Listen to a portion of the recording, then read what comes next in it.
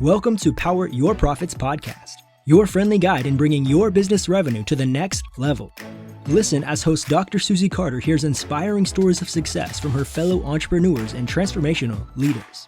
Prepare to make significant change to your strategies as they unravel the secrets of building multi-million-dollar businesses and the most effective tips on finance, marketing, and sales accountability. If you want to take your first steps towards explosive business growth, this podcast is for you.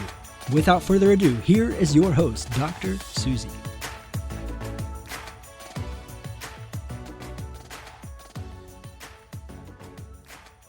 Welcome to this episode of Power Your Profit podcast. I'm your host, Susie Carder. And do you want to know what it takes to grow a $100 million company? Well, my next guest has done just that and has helped hundreds of entrepreneurs build 7, 8, 9-figure businesses. So Brett Gilliland is founder and CEO of Elite Entrepreneurs, a company that specializes in giving $1 million business owners the knowledge, process, tools to grow to 10 million and beyond. He's an expert in organizational development, leadership, and strategy, and spent 10 years helping Infusionsoft grow to over $100 million.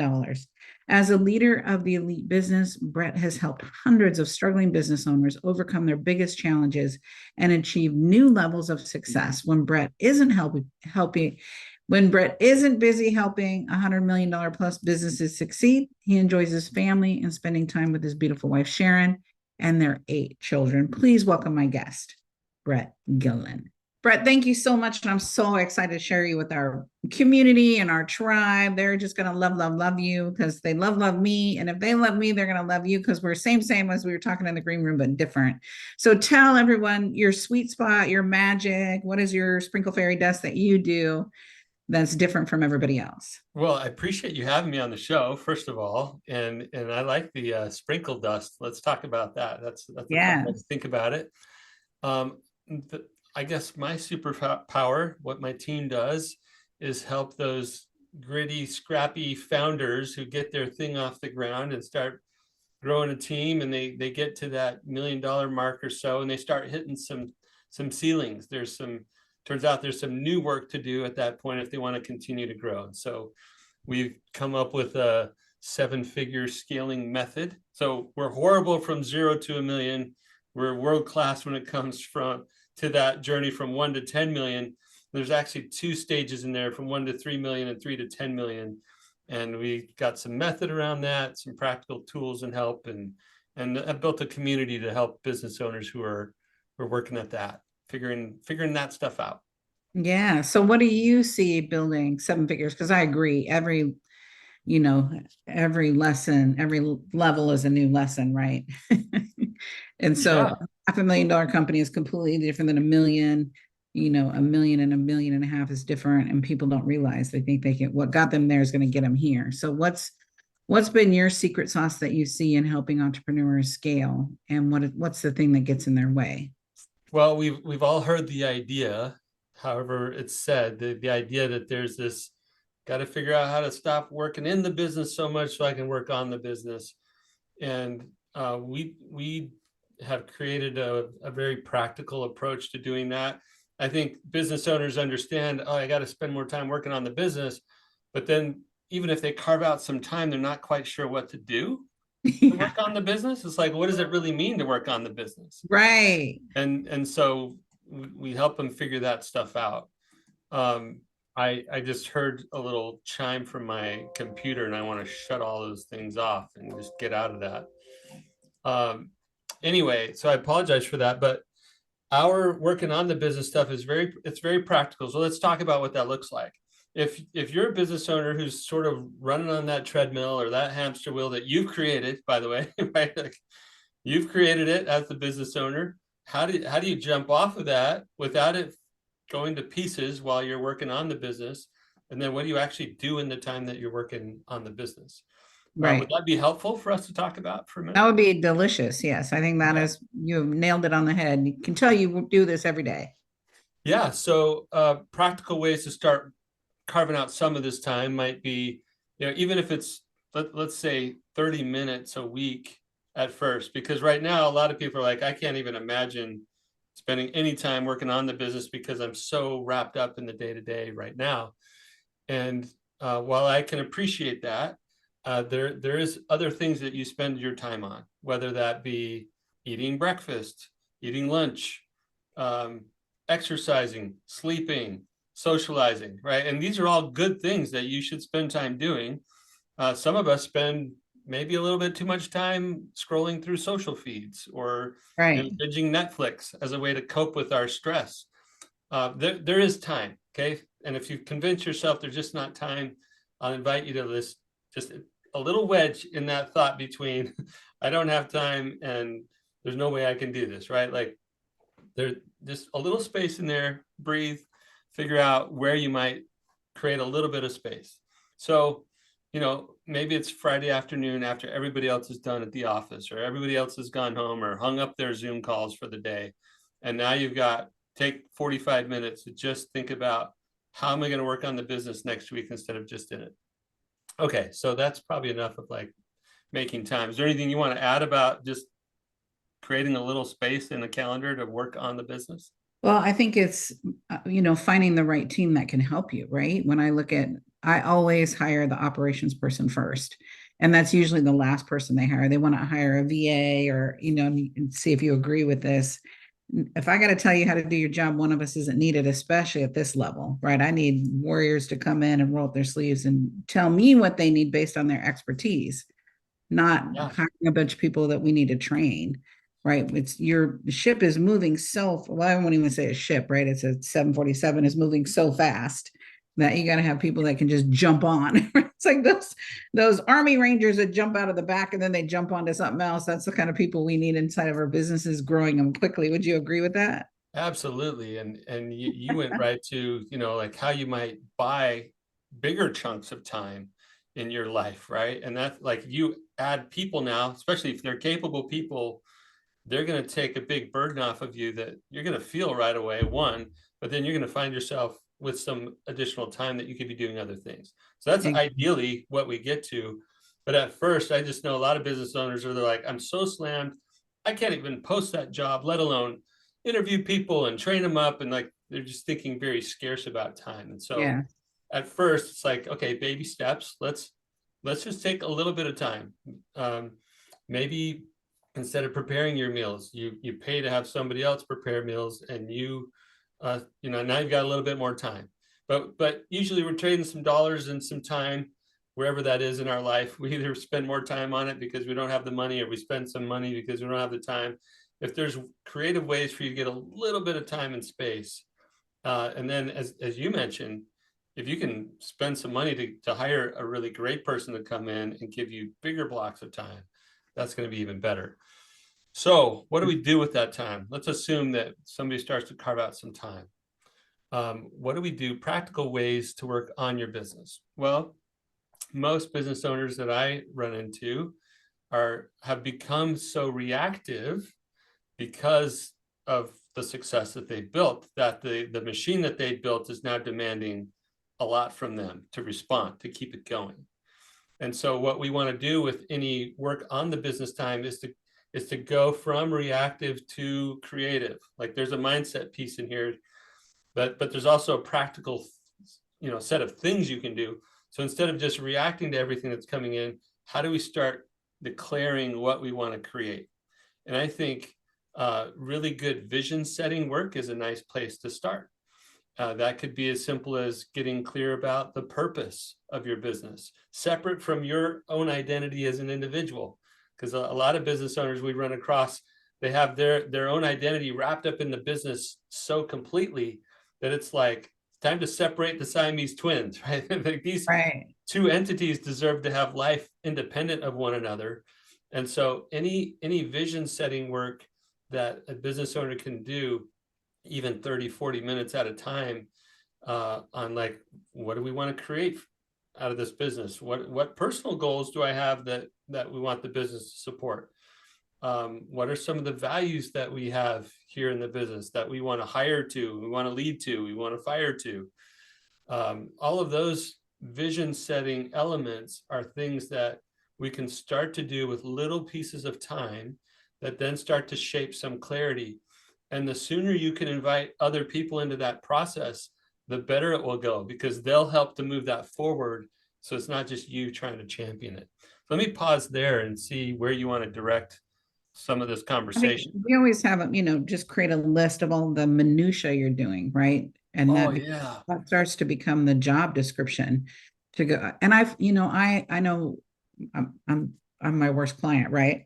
I find myself saving my executive manager, right? I'm like, oh, I'll do that. I'll handle that for Sam, right? I'm like, wait, why am I doing Sam's job? Like, I just get so in doing it, like, oh, let me save her. Yeah. Right. And try to support her role. You're listening to another episode of Power Your Profits podcast. We'll be right back after a quick word from our sponsors. Overwhelmed by the complexity of business profit strategies? Jump aboard the Bullet Train to Big Profits course, a streamlined solution by Dr. Susie Carder. This course is designed to uncomplicate the path to profitability. Imagine being able to identify and execute profit strategies with ease, skyrocketing your revenues. Visit course.poweryourprofits.com and sign up for the Bullet Train to Big Profits course today. Are you tired of pouring resources into strategies that don't work? Say hello to Dr. Susie Carder, your future fractional COO. With Dr. Susie in your corner, your business can skyrocket to 7 figures and beyond.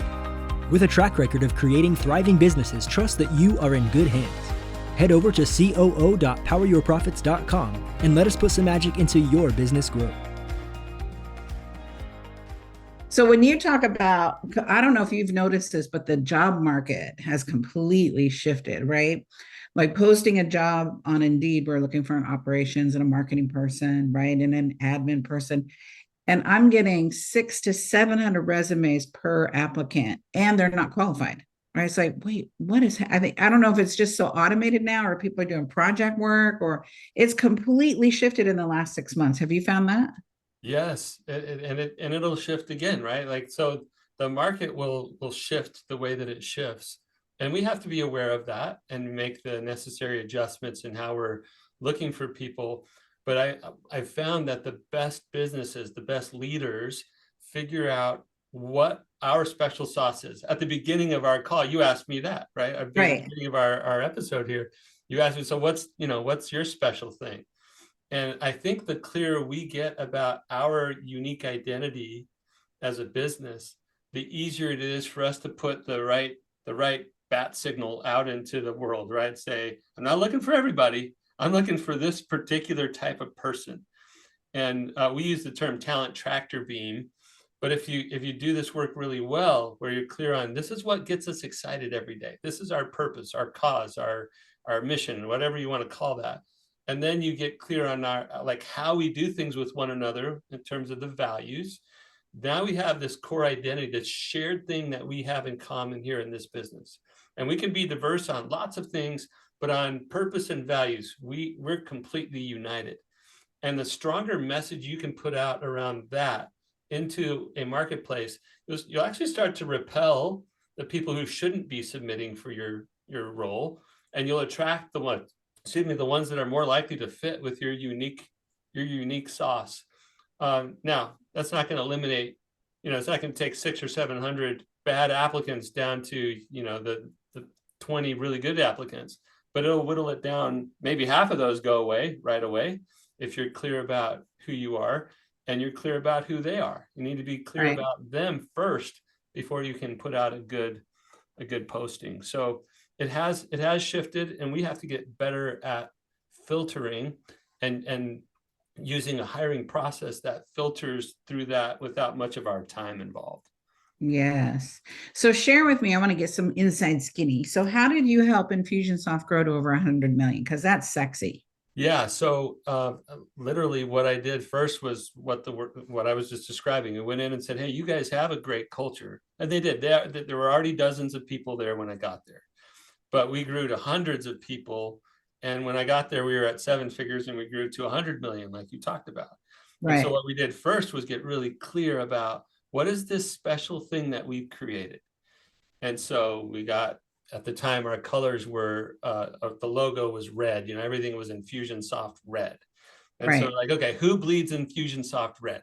And we picked so-and-so from that team and so-and-so from that team. And The co-founders, of course, were involved in this conversation. But then over the course of, I think it was 5 or 6 weeks, we just brought in pizza on Friday. We brought this group of 8 people, let's say, together and said, what makes us us? Who are we? What are the things that we value here? And we started to brainstorm that. And we had a big list the first week. The next week, we started from where we ended, right? And we started whittling those down. And well, you said this word and you said that word, and those are kind of similar. And anyway, over the course of several weeks with the right people, we were able to get really clear on who we are.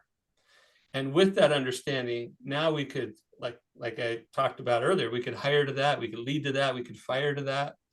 And we grew our company.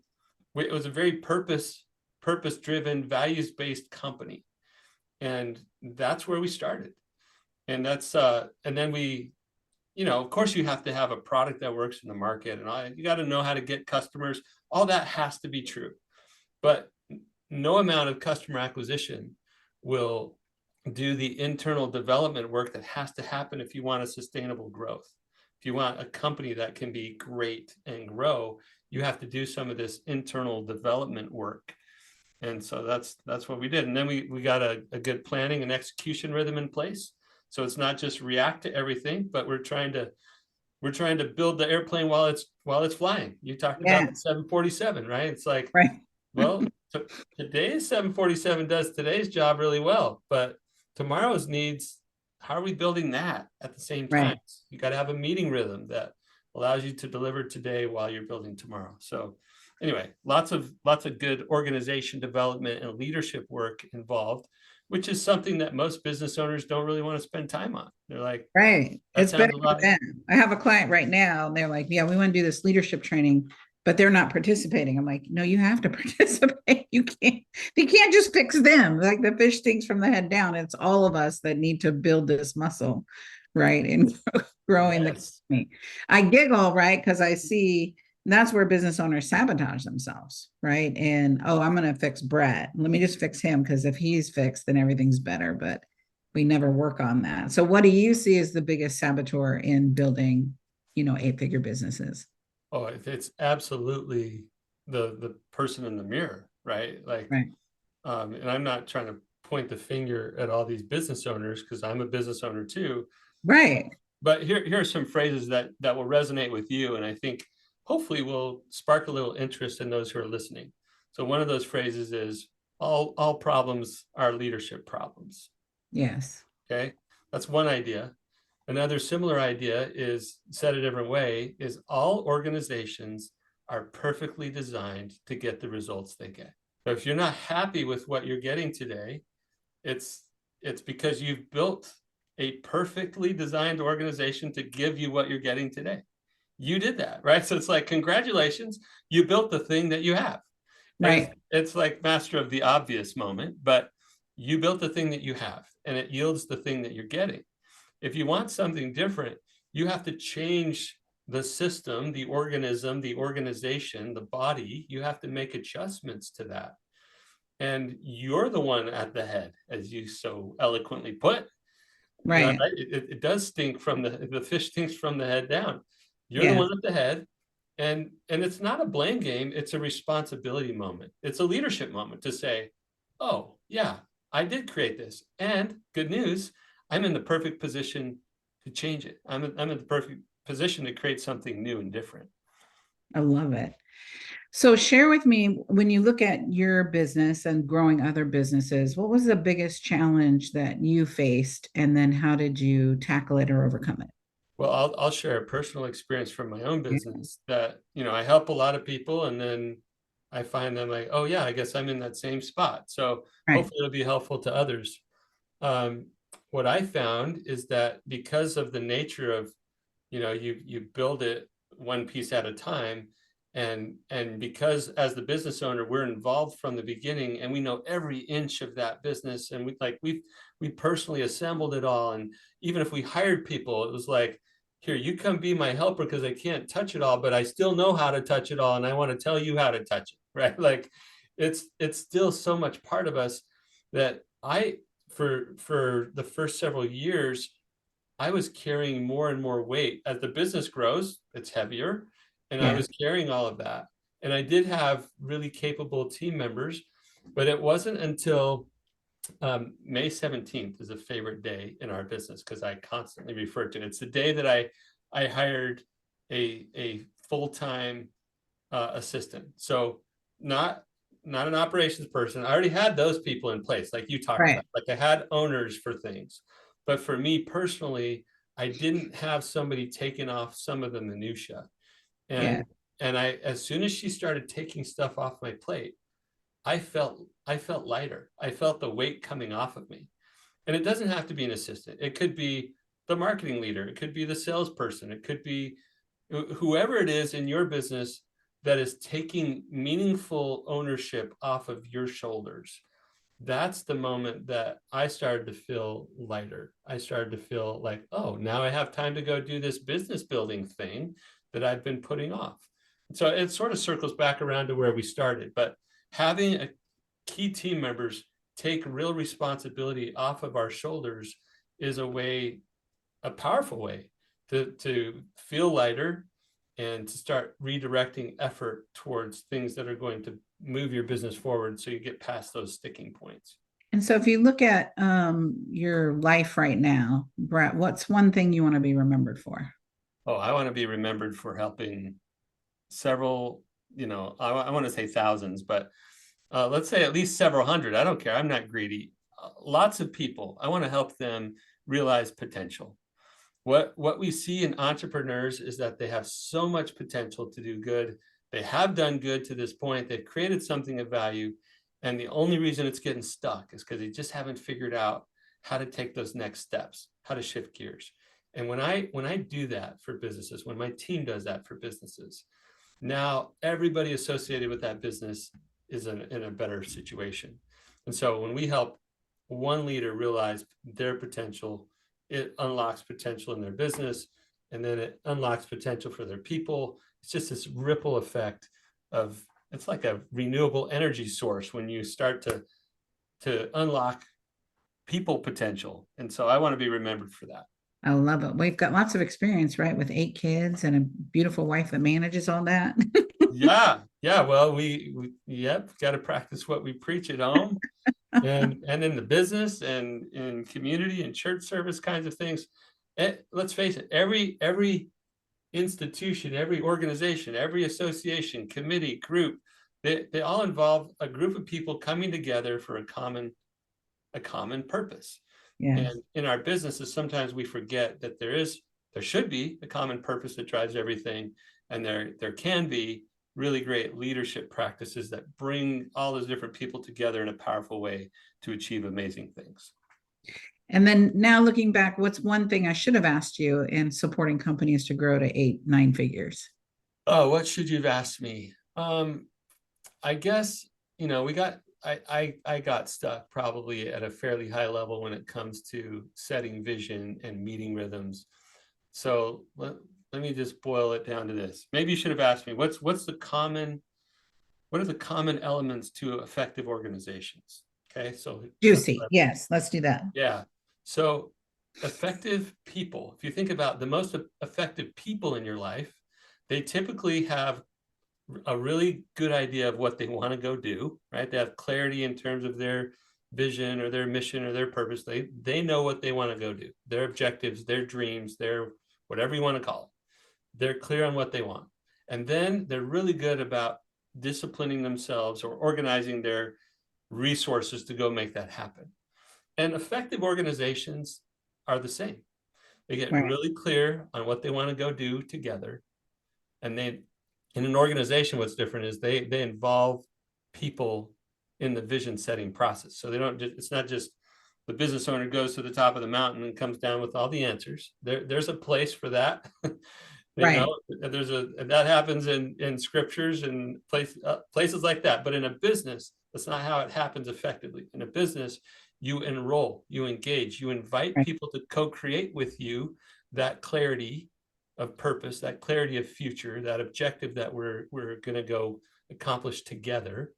And then you organize all your resources, and that's time, that's people, that's financial resource. You organize all of that to go make that shared objective happen.